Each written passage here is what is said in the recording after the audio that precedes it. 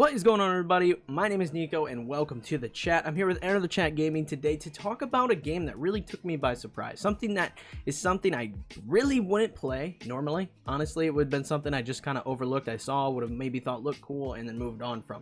Never picked it up and played it, but they brought it to Xbox Game Pass, and this game is actually a delight. It's actually a lot of fun to play. It's super interesting, and it's a very different take on what I would describe as a roguelike game. So today I'm going to be talking about Boyfriend Dungeon here and reviewing that for you guys. But if this is your first time here on the channel, make sure you are subscribed for more videos from me, Rico, and Toby in the weekly podcast every single week. Let's get into it. So Boyfriend Dungeon, like I said, is a game that I just would have overlooked because it just didn't make sense to me as a game I'd be interested. It kind of has a dating sim vibe, and I was very confused how the dungeon aspect would come into play. However, I had seen a lot of people that I follow on Twitter, a lot of people that I like their opinions on video games, tweet out that this game was very fun. And so when I saw it came to Game Pass, I was like, you know what? I'll give this a try. I'll see what this game is all about. And honestly, I'm very happy I did. I am very happy I picked this game up and gave it a chance because it is a blast. I believe it's also available on Nintendo Switch. I'm not sure if it's available on PlayStation or PC, but I'm playing it on my Xbox, and I am very happy that it is on Game Pass because Game Pass gave me this game for free, and it's something that otherwise I would have never touched. So what Boyfriend Dungeon is a RPG story roguelike kind of game, and it's very interesting. So the main loop is that you're playing in this world that is kind of like a dating sim.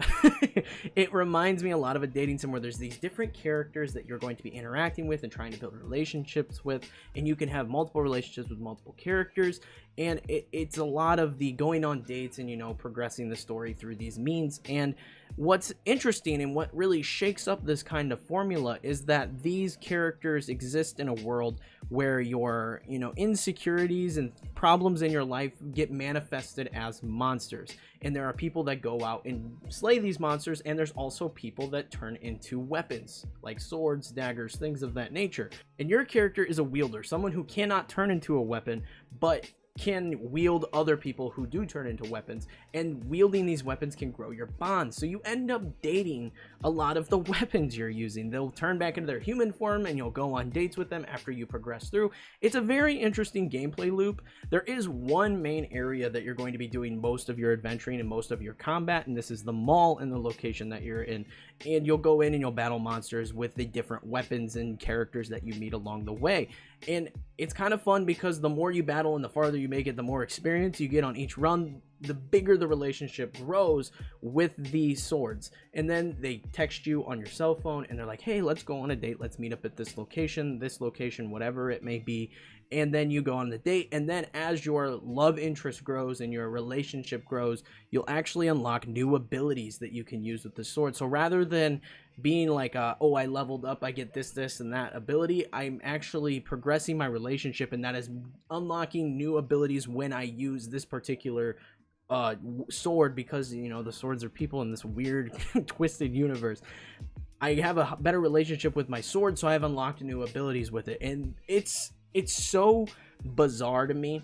It's a very bizarre concept, but it's honestly very, very fun because honestly, I was describing it to Rico on the podcast, and we were talking about it, and I was like, it kind of feels like high school where you can like be mean to people if you're not interested in having a relationship with them. You can send mean texts back, or you can just simply ghost people, and it's really bizarre in that way. There are multiple love interests that you can have in this game, whether it be, you know, characters like Isaac, or I'm working on Valeria. There are male and female interests in this game, so it's kind of a very interesting mashup. The name can be a little misleading, but I couldn't really think of a different name for this particular game. I kind of just, it is what it is.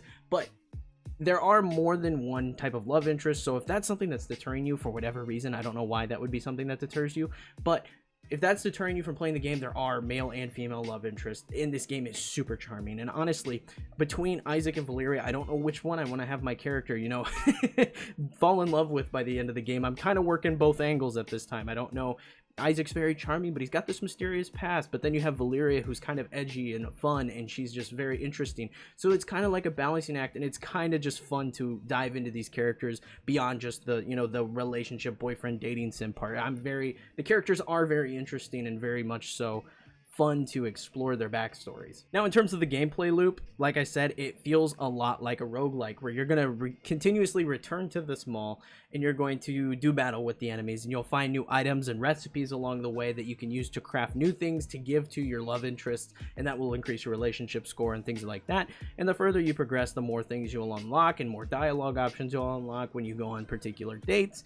It's very, very fun. It's just a good loop. Honestly, it's a very fun loop where, rather than, you know, the traditional leveling up, I very much look forward to who's going to text me after, because there are multiple floors in the mall. In each floor you can swap out which weapon you're using, so perhaps you want to level up multiple love interests in one run. You can swap that out, so it's very interesting after you finish a run and you finally, you know, get defeated and you go back to your apartment, which character is going to text you, which one is going to be like, hey, let's go do this, that, or the other. It's very just fun that way, and I am really enjoying it. Honestly, I highly recommend you check it out. It is a very fun game. I really am glad, like I said earlier, this is just one of the things about Game Pass that makes me so happy, is it opens up so many like new game genres and varieties, that stuff I never would have played before, because I have access to them for free because I pay that subscription.